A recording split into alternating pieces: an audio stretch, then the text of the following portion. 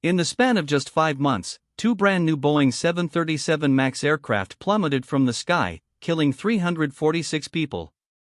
Lion Air Flight 610 in October 2018, followed by Ethiopian Airlines Flight 302 in March 2019. These were not isolated incidents of pilot error or freak mechanical failures. Instead, they reveal the terrifying convergence of design flaws, regulatory complacency, and a profound shift in corporate priorities. Today, we're dissecting the real reasons behind these catastrophic crashes, venturing beyond the headlines into the systemic failures that brought down 2 planes and shook global aviation to its core.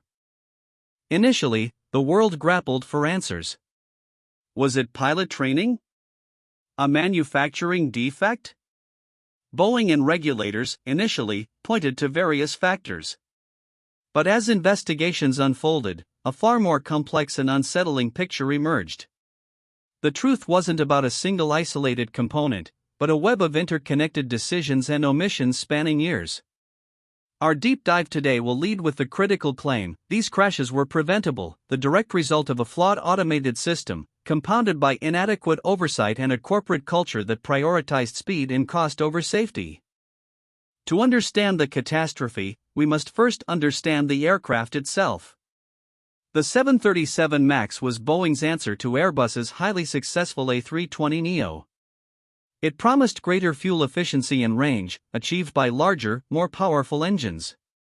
However, these new engines presented a challenge. Their size meant they had to be mounted further forward and higher on the wing, altering the aircraft's aerodynamic characteristics. This seemingly minor change would be the catalyst for a chain of decisions that would ultimately prove fatal, leading directly to the need for a compensatory system. The aerodynamic changes from the new engines meant that under certain high angle of attack conditions, the 737 MAX nose might pitch up excessively, increasing the risk of a stall. Boeing's solution was MCAS, the Maneuvering Characteristics Augmentation System. This software was designed to automatically push the nose down to mimic the handling characteristics of older 737 models. The aim was to avoid costly pilot retraining, a significant competitive advantage. However, its implementation carried a critical, hidden vulnerability that would soon become deadly. Here lies the core technical flaw. MCAS was designed to receive input from just one of the aircraft's 2 angle of attack (AOA) sensors. If this single sensor malfunctioned and reported an erroneous high AOA, MCAS would activate, repeatedly and forcefully pushing the aircraft's nose down, even if the plane was not actually at risk of stalling. This single point of failure design was an egregious oversight, especially for a system capable of such significant control over the aircraft's pitch. It defied fundamental principles of redundancy in critical flight systems, a cornerstone of aviation safety. On October 29, 2018, Lion Air Flight 610 took off from Jakarta. Moments after departure, a faulty AOA sensor began transmitting incorrect data. MCAS activated, forcing the nose down. The pilots, unaware of MCAS, battled the system, repeatedly pulling the nose up. The aircraft's flight data recorder showed an agonizing struggle, over 20 cycles of nose-down commands from MCAS, countered by the pilots, before the plane ultimately plunged into the Java Sea, killing all 189 people on board. This was not just a warning, it was a clear demonstration of the fatal flaw. A critical aspect of this tragedy was the widespread lack of pilot awareness about MCAS.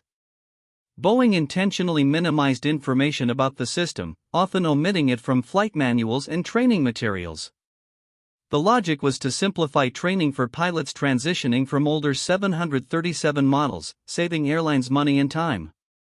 This decision, however, stripped pilots of the knowledge needed to identify and counteract MCAS malfunctions. They were flying an aircraft with a powerful, automatic system they didn't know existed, let alone how to disable in an emergency. This informational void proved deadly. Despite the Lion Air crash, the 737 MAX continued flying. Boeing was working on a software fix, but it wasn't deployed. Just 5 months later, on March 10, 2019, Ethiopian Airlines Flight 302 departed Addis Ababa. Again, a faulty AOA sensor. Again, MCAS activated, forcing the nose down. The pilots tried desperately to regain control, following procedures for runaway stabilizer, but the extreme forces exerted by MCAS, combined with their lack of specific MCAS knowledge, proved insurmountable. The aircraft crashed, killing all 157 passengers and crew. It was a harrowing, tragic replay. What distinguished MCAS from other aircraft systems was its sheer aggressiveness and lack of easy counterplay. Unlike typical trim systems that nudge the aircraft, MCAS could command substantial nose-down inputs, repeating them multiple times if the AOA sensor continued to report erroneous data. The pilots were effectively fighting a ghost, an invisible system overriding their physical controls. The force required to counteract MCAS was often beyond what pilots could comfortably exert, especially under extreme stress, making recovery exceptionally challenging and contributing directly to the fatal outcomes. After the Lion Air crash, Boeing began working on a software update for MCAS. This update aimed to use both AOA sensors and limit MCAS activation to a single instance per high AOA event, among other changes. However, this critical fix was still undergoing certification when the Ethiopian Airlines crash occurred. The delay in implementing this known solution became a point of significant scrutiny, highlighting a failure to grasp the urgency and severity of the threat posed by the original MCAS design. It underscored a reactive, rather than proactive, approach to a fundamental safety issue. Why did Boeing opt for a single AOA sensor input for such a critical system? The answer, disturbingly, often traces back to cost and complexity. Designing a fully redundant system, including cross-checking multiple sensors and more sophisticated software, adds development time, cost, and weight. Boeing, under immense pressure to compete with Airbus and deliver the MAX quickly and cheaply, made choices that prioritized efficiency over comprehensive safety features. This wasn't about malice, but rather a dangerous cascade of incremental decisions, each seemingly minor, but collectively leading to catastrophic vulnerability. To grasp the gravity of MCAS's design, it's crucial to compare it with other flight control systems. Many modern aircraft utilize redundant sensors and sophisticated voting logic to prevent a single faulty input from causing a catastrophic failure. For example, the Airbus A320 employs multiple sensors and computers that constantly cross-check data. If a discrepancy arises, the system typically flags a warning and may revert to a less automated, more pilot-driven mode. MCAS, by contrast, acted with an almost dictatorial authority, without the necessary checks and balances, directly violating industry best practices. The technical flaws of MCAS are only half the story. The other crucial element is how such a system gains certification. The Federal Aviation Administration, or FAA, is the primary body responsible for aircraft safety in the United States. Its role is to independently verify that aircraft designs meet stringent safety standards. However, for decades, the FAA has relied heavily on a practice called Organization Designation Authorization, or ODA, which delegates certain certification tasks to Boeing employees. This program, while intended to streamline the process, fostered a dangerously close relationship. The ODA program allowed Boeing engineers to act as de facto FAA representatives, signing off on aspects of their own company's designs. While theoretically subject to FAA oversight, this system created inherent conflicts of interest. Boeing was under intense pressure to get the MAX certified quickly, and the ODA program facilitated that speed.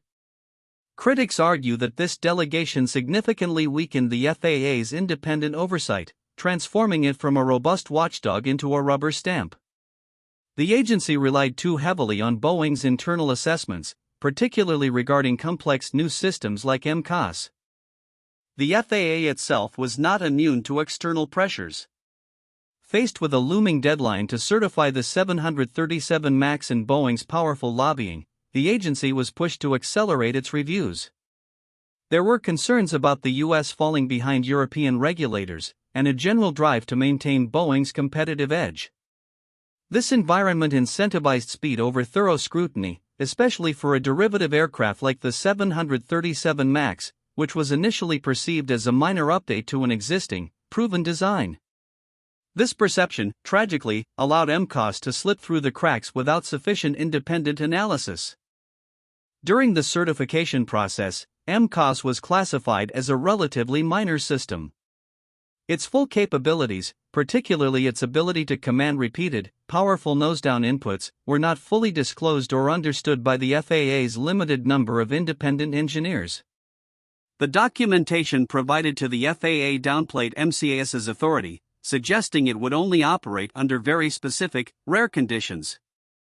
This lack of transparency, combined with the delegation of authority, meant a critical, potentially dangerous system bypassed the rigorous scrutiny it deserved, a fundamental breakdown in the safety net. The FAA has historically been considered the gold standard in aviation safety regulation.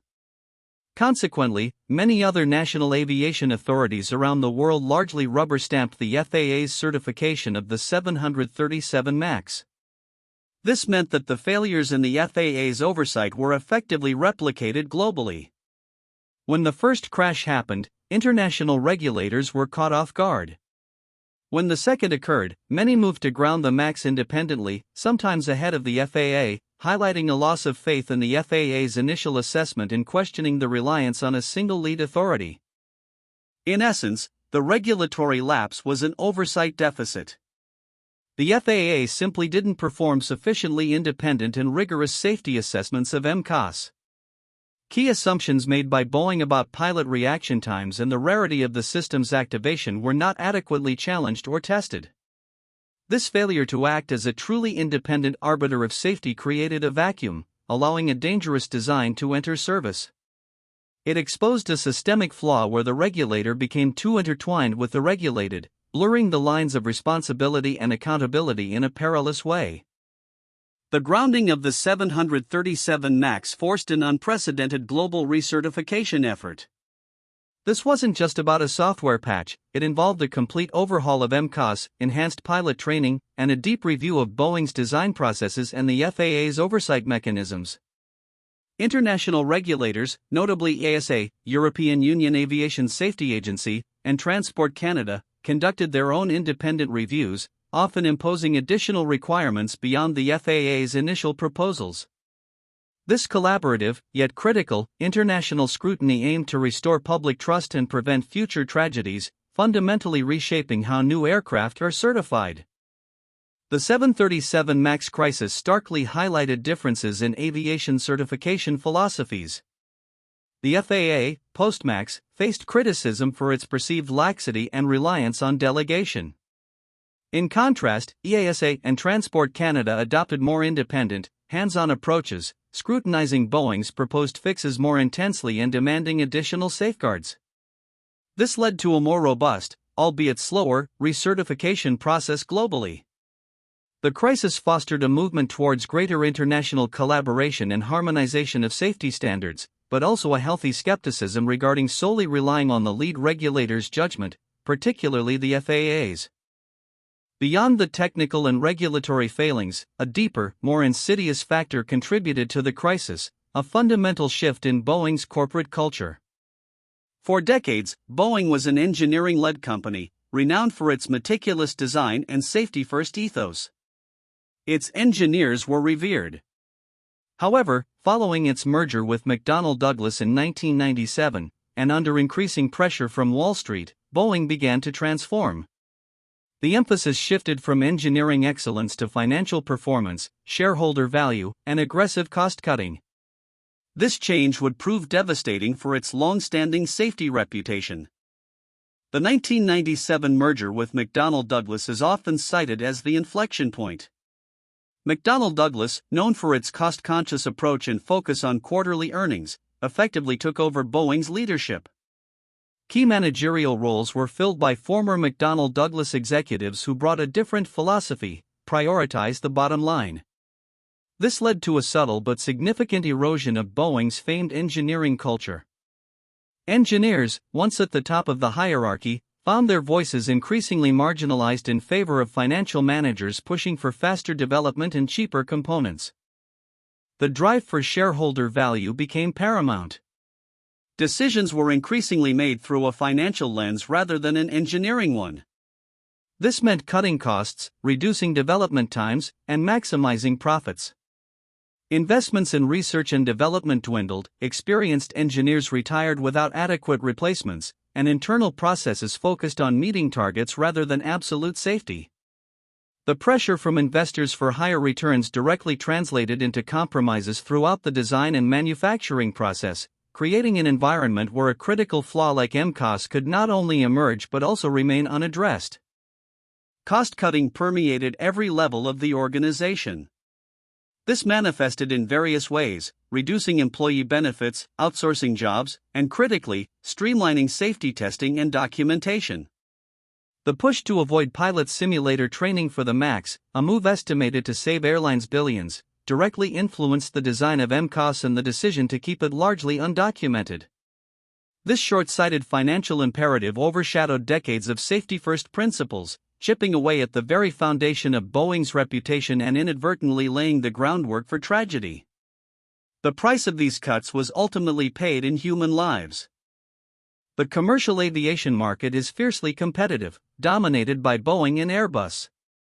The A320neo's success put immense pressure on Boeing to deliver the 737 MAX quickly. Production targets became aggressive, pushing factory workers and engineers to their limits. This relentless pace inevitably led to quality control issues and a tendency to overlook or downplay concerns in the rush to meet delivery schedules. When profit margins depend on hitting production milestones, safety checks can become mere formalities, a dangerous trade-off in an industry where precision is paramount. Disturbingly, evidence emerged that many Boeing employees, particularly engineers, had raised concerns about aspects of the 737 MAX development and the MCAS system. Whistleblowers testified about intense pressure to cut costs and expedite certification, warning that these practices compromised safety. These internal alarms, however, were often ignored, dismissed, or buried within the corporate hierarchy. This suppression of dissenting voices is a classic symptom of a toxic corporate culture, where fear of reprisal outweighs the ethical imperative to prioritize safety. The consequences were, tragically, fatal. Post-crashes, internal audits and investigations revealed a trove of disturbing communications. Emails and messages showed Boeing employees expressing frustration and contempt over the certification process, the quality of the MAX, and even ridiculing regulators. These revelations, often brought to light by whistleblowers, painted a picture of a company more concerned with appearances and avoiding accountability than with fixing fundamental safety issues. The discovery of these suppressed communications only deepened the public and regulatory distrust, highlighting a systemic lack of transparency and a culture of blame avoidance. Transparency is paramount in aviation safety, yet Boeing's approach to MCAS was shrouded in secrecy. They didn't inform airlines about MCAS, didn't train pilots, and downplayed its capabilities to the FAA. This lack of transparency extended beyond the technical details, encompassing the internal struggles and warnings. The ultimate cost of this secrecy was the lives lost. Had vital information about MCAS been openly shared and thoroughly vetted, the crashes might have been prevented. It was a conscious choice to withhold critical data, driven by business incentives rather than safety principles. The contrast between the old Boeing, the engineering giant that built iconic planes like the 747, and the new Boeing, the financially driven corporation, is stark. Old Boeing was known for its robust testing, meticulous design, and an internal culture that celebrated engineering prowess. New Boeing, influenced by its merger and market pressures, prioritized efficiency, cost-cutting, and speed to market. This comparison is not merely nostalgic, it's critical. The cultural shift directly impacted design decisions, risk assessments, and the willingness to address concerns, ultimately leading to a product that was tragically compromised. The story of the 737 MAX cannot be told without acknowledging the intense competition with Airbus and its A320neo. The A320neo, with its new engines, offered airlines significant fuel savings. Boeing initially considered a brand new aircraft design but, fearing the time and cost would lose them market share to Airbus, opted instead for a re-engined 737, the MAX. This decision, driven by market urgency, directly led to the aerodynamic issues requiring MCAS. It underscores how commercial pressures, in a desperate race to avoid losing ground, can override fundamental engineering prudence. The crashes of Lion Air 610 and Ethiopian 302 led to an unprecedented response, a worldwide grounding of the entire Boeing 737 MAX fleet. From March 2019, hundreds of aircraft sat idle on tarmacs, a stark visual representation of the shattered trust. This wasn't just a financial blow to airlines and Boeing, it was a profound blow to the credibility of aviation safety and regulatory oversight. The global consensus to ground the fleet, often ahead of the FAA's decision, highlighted the severity of the crisis and the universal commitment to ensuring no more lives were lost. The financial cost to Boeing was immense. The grounding led to billions in losses, including compensation to airlines, production halts, and cancelled orders. Boeing's stock price plummeted, its market capitalization eroded, and its reputation, once synonymous with engineering excellence, was severely tarnished. Beyond the immediate cash outflows, the long-term impact on Boeing's brand and its relationship with customers and regulators will take years to fully recover. This catastrophe serves as a stark reminder that cutting corners on safety ultimately leads to the highest possible financial and human costs. Perhaps more damaging than the financial losses was the erosion of trust. Boeing, a symbol of American engineering prowess, saw its reputation severely damaged globally. Passengers expressed deep apprehension about flying on the MAX airlines, once loyal customers, openly criticized the company. Regulators worldwide began demanding greater transparency and independent verification, fundamentally altering their relationship with Boeing.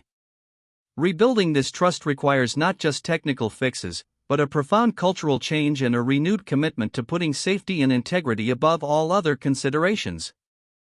In the wake of the crashes, multiple international investigations were launched, leading to comprehensive recommendations for Boeing and the FAA. Boeing has implemented significant software changes, redesigned parts of MCAS, and revamped its internal safety reporting structures. The FAA has also undergone its own reforms, aiming to strengthen its oversight and reduce reliance on delegated authority. While these changes are crucial, the true test lies in whether the underlying cultural issues at Boeing and the systemic gaps in regulation have been genuinely addressed, ensuring such a tragedy can never happen again. The 737 MAX tragedy extends beyond Boeing and the FAA, sending critical reverberations across the entire aerospace industry. It has underscored the vital importance of independent regulatory oversight, robust safety management systems, and a culture where engineers' voices are prioritized. It's a stark reminder that even with advanced technology, human decisions and corporate incentives remain at the heart of aviation safety. This event has permanently shifted how new aircraft are designed, certified, and how their safety is continuously monitored, demanding global collaboration and a relentless pursuit of perfection.